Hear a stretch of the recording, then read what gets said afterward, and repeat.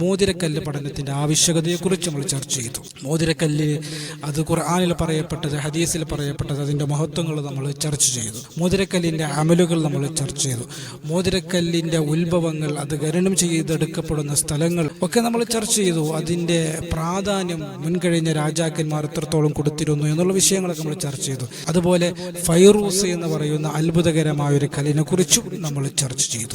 ഇൻഷാ അല്ലാഹ് ഇന്ന് അഖീഖ് എന്ന് പറയുന്ന ഒരു കല്ലിനെ കുറിച്ചാണ് നമ്മൾ ചർച്ച ചെയ്യാൻ ആഗ്രഹിക്കുന്നത്. വ്യത്യസ്തമായ പേരുകളിൽ, വ്യത്യസ്തമായ രാജ്യങ്ങളിലേക്ക് ചേർത്തി, വ്യത്യസ്തമായ വ്യക്തികളിലേക്ക് ചേർത്തിയിട്ടൊക്കെ അഖീഖ് മോതിരക്കല്ലുകൾ അറിയപ്പെടുന്നുണ്ട്. സുലൈമാനി അഖീഖ് പ്രസിദ്ധമാണ്, അതുപോലെ യമനി അഖീഖ് പ്രസിദ്ധമാണ്. ഇങ്ങനെ വ്യത്യസ്തമായ പേരുകളിൽ അഖീഖുകൾ നമുക്ക് കാണാൻ കഴിയും. അഖീഖിന്റെ കളർ വരുന്നത് കറുപ്പ് നിറം വരുന്നുണ്ട്, അതുപോലെ തവിട്ട് നിറം വരുന്നുണ്ട്, അതുപോലെ മഞ്ഞ നിറം വരുന്നുണ്ട്, പച്ച നിറം വരുന്നുണ്ട്, അതുപോലെ നീല കളറുകളും വരുന്നുണ്ട്.